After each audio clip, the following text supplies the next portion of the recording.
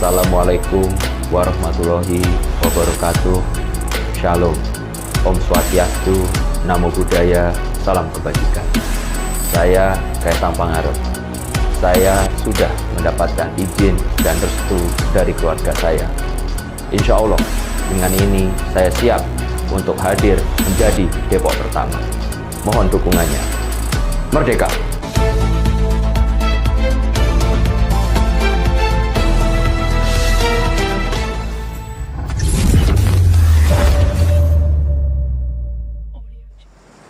Assalamualaikum warahmatullahi wabarakatuh. Salam sejahtera untuk kita semua dan salam opsi. Obrolan politik, narasi, dan kontroversi. Sobat opsi, sengaja kali ini saya mengambil background, latar belakang sebuah bangunan monumen. Monumen ini berada di Kediri, Jawa Timur. Bagi yang belum pernah ke sini mungkin akan berpikir ini kok seperti bangunan Arc de Triomphe yang ada di Paris.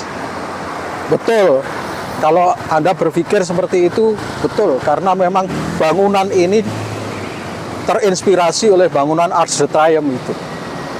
Nah, bangunan ini dinamakan Monumen SLG atau Simpang 5 Gumul.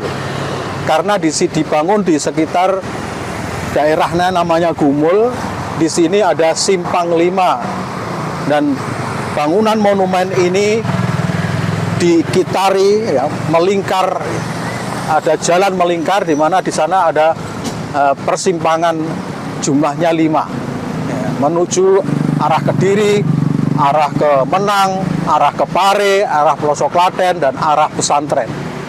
Inilah Monumen Simpang 5 Gumul. Sobat, mengapa saya mengambil ini sebagai latar belakang? Tentu tidak sekedar ngambil aja, tetapi ada kaitannya dengan apa yang akan kita bahas sore hari ini. Apa itu? Kali ini kita akan mengangkat tentang politik dinasti. Politik dinasti, yang istilah dinasti itu sesungguhnya populer di cerita sejarah kerajaan-kerajaan, apakah itu di Indonesia, zaman dulu di Nusantara, ada Majapahit, ada Singasari, ada Kutai, Mataram, Sriwijaya, macam-macam istilah dinasti itu populer. Begitu juga istilah dinasti itu populer di kerajaan-kerajaan di luar Indonesia. Pokoknya yang basis pemerintahannya itu adalah kerajaan, maka istilah dinasti itu populer sekali. Lalu kenapa kita sekarang bicara politik dinasti di era yang bukan kerajaan? Ya. Indonesia ini adalah negara republik, negara demokrasi, bukan negara kerajaan. Tapi mengapa saya membahas tentang politik dinasti? Ya, tentu saja ini ada kaitannya dengan fenomena-fenomena politik terkini yang tampaknya tidak bisa melepaskan diri dari fenomena politik dinasti. Sobat opsi, maaf ini kalau rambut saya menari-nari ke sana kemari karena di sini cukup deras anginnya, dan memang sengaja kita outdoor dan mengambil posisi seperti ini untuk menyesuaikan dengan tema yang akan kita bahas. Sobat sekalian, mengapa saya mengatakan ini ada kaitannya latar belakang ini dan dengan apa yang akan kita bahas dalam konteks ini politik dinasti? Sebenarnya begini, awalnya saat ini kan di negeri kita sedang ramai pembahasan tentang politik dinasti yang sedang diterapkan oleh presiden kita, di mana anaknya menjadi wali kota, mantunya jadi wali kota. Sebentar lagi salah satu anaknya lagi juga mau dicalonkan menjadi wali kota di daerah yang lain. Ya.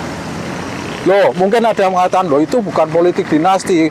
Indonesia ini kan bukan kerajaan ya. Kalaupun ada anak presiden jadi wali kota atau dari pejabat politik kan bukan berarti itu dinasti. Ya boleh saja komentar seperti itu.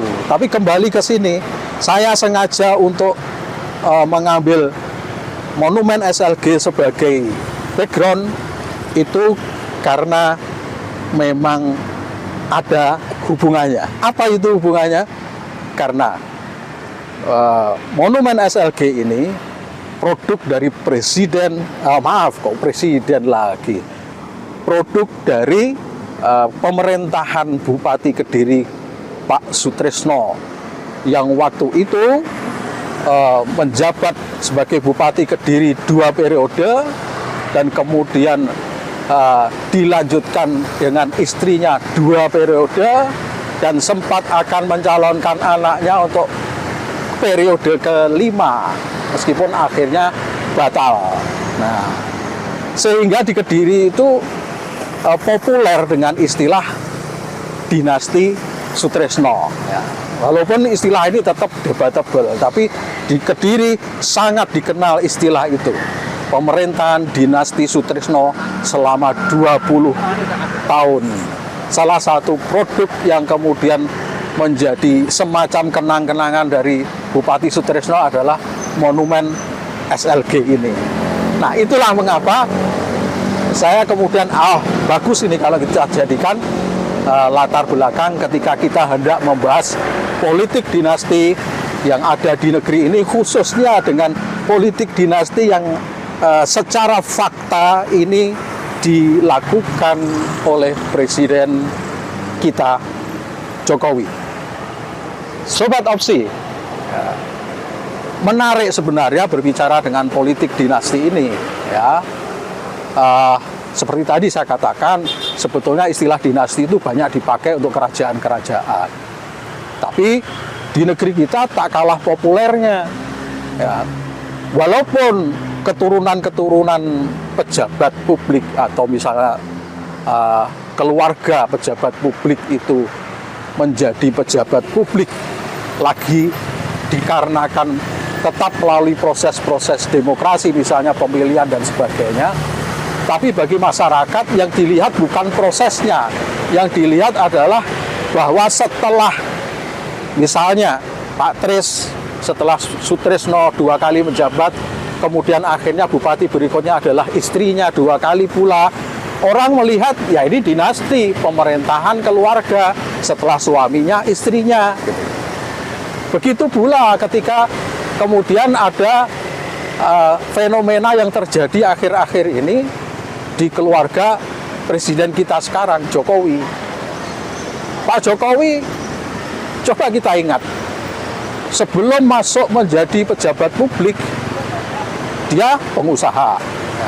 Baru kemudian menjadi pejabat publik ketika terpilih menjadi wali kota Solo. Nah, wali kota Solo, saya ulangi itu, saya tegaskan itu. Sobat Opsi, wali kota Solo waktu itu Pak Jokowi. Nah, saat ini yang menjadi wali kota Solo siapa? Gibran Rakabuming. Gibran Rakabuming siapa? Putranya Pak Jokowi.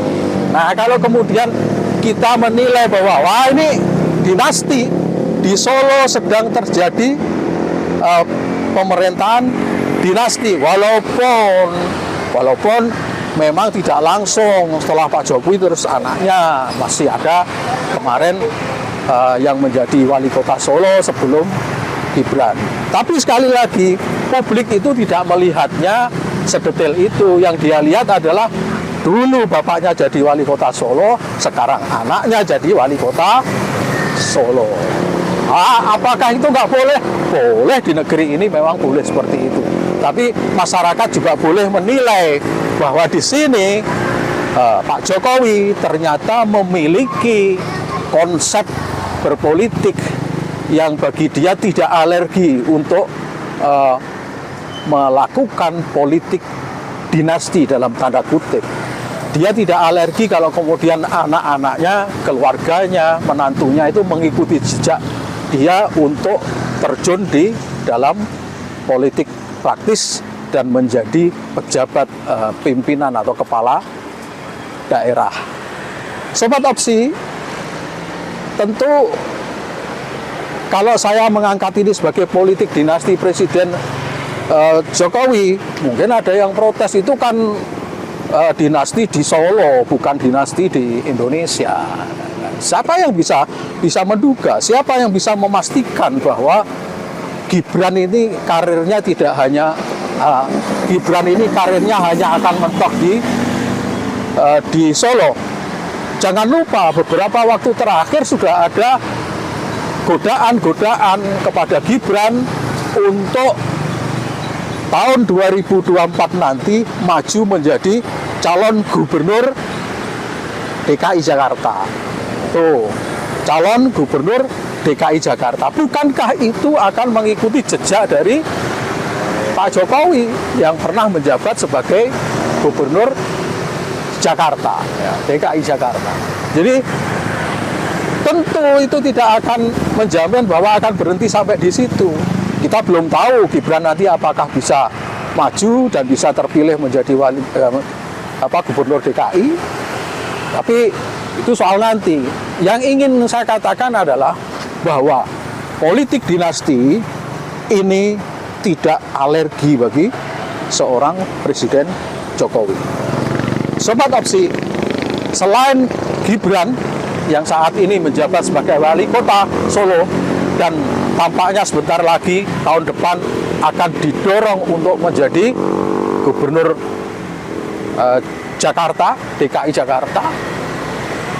Di sisi lain dari dinasti Jokowi ada menantunya yang menjadi wali kota Medan. Siapa dia? Bobi Nasution.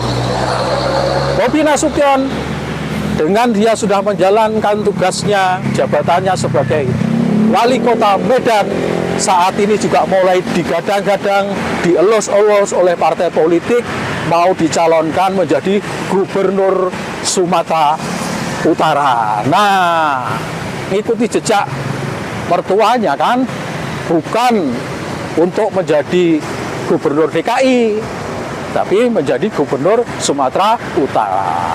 Artinya ada jejak dari wali kota menjadi gubernur. Nah, dua sudah, Gibran, Bobi Nasution. Apakah berhenti sampai di situ? Enggak ternyata. Saat ini santer dibahas tentang adanya lamaran dari partai politik tertentu untuk mengusung Kaisang Pangarep. Nah, anak Jokowi yang ragil, yang bungsu, yang beberapa waktu lalu melangsungkan pernikahan itu, ternyata sekarang mulai digoda dan tampaknya juga tergoda untuk mencalonkan sebagai wali kota Depok. Nah, oke. Berbicara tentang politik dinasti yang sekarang terjadi, saya jadi teringat bagaimana dulu Pak Jokowi di awal-awal menyampaikan kebanggaannya terhadap putra-putranya yang katanya sama sekali tidak tertarik untuk mengikuti jejak Pak Jokowi terjun ke politik untuk menjadi pejabat publik. Masih ingatlah, saya kira teman-teman, sobat-sobat Opsi semuanya pernah atau sering melihat tayangan-tayangan bagaimana statement Pak Jokowi membanggakan bisnis-bisnis dari anak-anaknya, ya, baik Gibran maupun Kaisang pada waktu itu. Nah, pada waktu itu orang tentu hormat, angkat topi. Oh, ternyata Pak Jokowi ini memang hanya berpikir tentang ke depan bagaimana bangsa ini, tidak berpikir tentang bagaimana membuat anak-anaknya itu nanti mengikuti jejaknya, bagaimana anak-anaknya akan berpolitik. Angkat topi pasti waktu itu. Pada sisi lain, sebelum itu bicara soal politik dinasti, dulu pernah ketika sebelum Pak Jokowi menjadi presiden, ketika di akhir-akhir masa jabatan Pak SBY, waktu itu sempat muncul isu, misalnya Pak SBY akan mencalonkan Bu Ani. Ya. Wah, itu sudah publik sudah rame. Ini bukan kerajaan. Ya. Ini bukan pemerintahan kerajaan yang kemudian akhirnya harus dikuasai oleh keluarga. Kemudian ketika muncul AHY yang waktu itu mau mencalonkan sebagai gubernur, tekanan dari para buzzer, para lawan politik SBY luar biasa pada waktu itu. Nah, mereka mengatakan dan menilai negatif terhadap apa yang terjadi pada waktu itu ketika muncul Bu Ani diisukan akan menjadi calon presiden yang nyatanya tidak, dan AHY yang memang sempat mencalonkan diri dan ikut kontestasi dalam pilihan gubernur DKI Jakarta. Nah, Sobat Opsi, dari sini kita melihat bahwa soal politik dinasti itu, ya, soal politik dinasti di Indonesia itu sebenarnya di satu sisi itu fakta terjadi. Tapi pada sisi lain sebenarnya sebagian masyarakat ini kurang respect terhadap politik dinasti. Ya, sebagian, karena sebagian lain mungkin nggak peduli atau mungkin dia suka karena yang sedang berdinasti itu adalah yang didukung dia. Tapi kalau yang sedang melakukan upaya politik dinasti itu bukan yang didukung dia akan mengolok-olok, dia akan berkata sinis dan sebagainya. Itu fakta. Ya itulah bangsa kita ini suka berpolemik seperti itu. Nah, sore hari ini apa yang ingin saya sampaikan di dalam kesempatan ini? Ya, apa yang ingin saya sampaikan berkaitan dengan politik dinasti ini? Satu hal yang sejak awal tadi saya katakan bahwa politik dinasti itu memang lebih banyak dilakukan pada saat dulu zaman kerajaan. Tetapi kemudian ketika Indonesia menjadi negara republik bukan kerajaan lagi, yang berbasis negara republik berbasis demokrasi, maka memberikan kesempatan yang seluas-luasnya kepada seluruh rakyat siapapun dia, tanpa harus itu seorang keturunan presiden, mantan pejabat dan sebagainya. Di dalam dunia demokrasi itu adalah sesuatu yang memang dibuka seluas-luasnya. Namun kemudian kalau di dalam era seperti itu masih ada keturunan-keturunan yang kemudian diangkat atau dipilih, didorong, dicalonkan dan kemudian terpilih menjadi pejabat dan kemudian terbentuklah dinasti dari satu keluarga itu, maka di Indonesia juga tidak bisa ditolak karena demokrasi juga memungkinkan terjadinya hal seperti itu. Tapi pertanyaannya adalah mengapa sih ada yang cenderung ingin menerapkan politik dinasti itu? Apakah menjadi pejabat publik itu tidak cukup dirinya sendiri, setelah itu ya sudahlah ganti yang lain? Apa yang menyebabkan itu? Oke, Sobat Opsi, ini menjadi bagian yang menarik berkaitan dengan apa yang membuat seseorang atau pejabat itu tertarik untuk berpolitik dinasti. Dalam satu teori politik dikatakan bahwa politik itu persoalan merebut, memperoleh, dan mempertahankan kekuasaan. Kalau tidak salah itu apa yang dikatakan oleh pakar politik Harold Laswell. Artinya ketika seseorang sudah memperoleh jabatan, maka ada kecenderungan bagi dia untuk mempertahankan mati-matian jabatan yang diperolehnya itu. Kalau bisa menjabat satu kali, kenapa tidak? Kita bisa tidak mencoba untuk dua kalinya. Kalau bisa dua kali, mengapa kita tidak mencoba untuk ketiga kalinya? Kalau dalam aturan tidak boleh ketiga kalinya, kenapa tidak jabatan yang enak ini tidak saya serahkan kepada pasangan hidup saya, istri saya, atau suami saya, atau anak saya? Kecenderungan seperti itu, upaya mempertahankan kekuasaan itu lumrah di dalam politik, dan itulah negatifnya politik. Artinya contoh tadi yang terjadi dari Presiden Jokowi ke Gibran, ya, kemudian ke menantu-menantunya yang mengikuti jejak ayahnya berpolitik, itu adalah sesuatu yang biasa terjadi dalam dunia politik. Dan naluri-naluri politisi itu seringkali begitu. Meskipun tidak semua politisi kemudian mengikuti naluriahnya itu, keinginannya itu. Ada yang menahan diri, ada yang bersikap kenegarawanan. Cukuplah saya memimpin 1 periode, 2 periode, selesai. Setelah itu silahkan yang lain. Tapi ada juga yang mengatakan, kenapa tidak? Kalau bisa 3 kali, kalau bisa diperpanjang, kenapa tidak diperpanjang? Kalau bisa dilanjutkan oleh anak saya, kenapa tidak? Ya, itu terserah masing-masing. Itu pilihan politik masing-masing. Oke, Sobat Opsi, faktor apa lagi yang membuat politik dinasti itu tetap hidup dan selalu terjadi fenomena dalam penyelenggaraan pemerintahan di Indonesia? Satu di antaranya adalah bahwa seorang pejabat itu ketika akan mengakhiri masa jabatannya, seringkali dan hampir sebagian besar itu mengalami apa yang dinamakan kekhawatiran tentang post power syndrome. Sebuah kekhawatiran, kegalauan setelah nanti dia tidak berkuasa terus bagaimana. Itu post power syndrome. Dia yang sudah sekian lama menjadi penguasa tiba-tiba nanti kehilangan kekuasaan. Ada semacam ketidakpercayaan diri, kalau nanti saya tidak jadi presiden lagi terus bagaimana.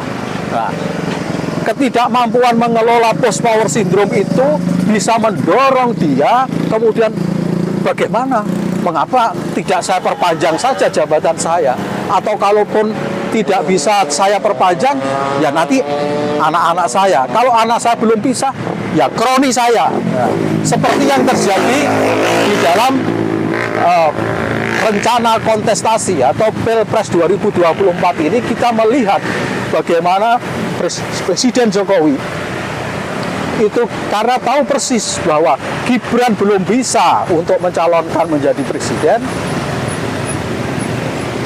maka kemudian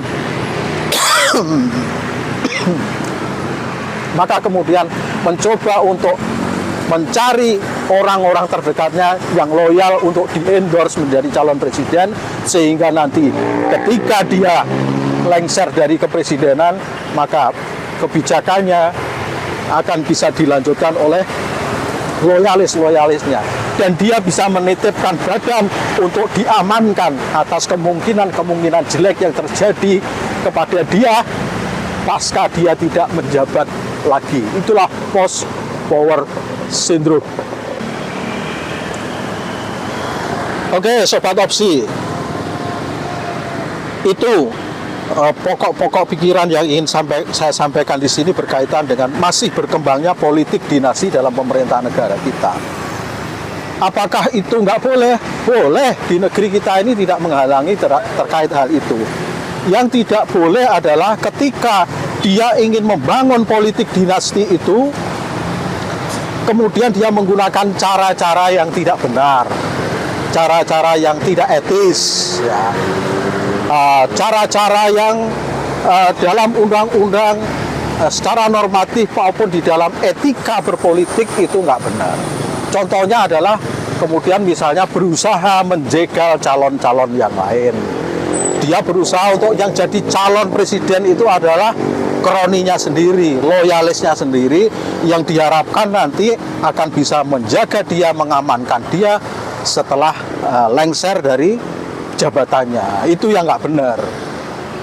Kalau memang politik dinasti atau terpilihnya seseorang, baik itu keturunan dari pejabat yang lama atau mungkin kroninya, ya dulu dia menterinya, kemudian akhirnya terpilih menjadi presiden misalnya, melalui cara-cara yang fair, melalui cara-cara pilihan presiden sesuai peraturan perundangan yang ada, it's okay, tidak ada masalah. Tetapi kalau dia berusaha menjegal calon yang lain dan berusaha mengendorse calon-calon yang menjadi kroni dia, nah itu yang nggak benar. Baik, Sobat Opsi, saya kira sore hari ini kita cukupi sampai di situ. Nah, semoga apa yang kita sampaikan membicarakan tentang politik dinasti ini bisa diambil beberapa pelajaran di sana.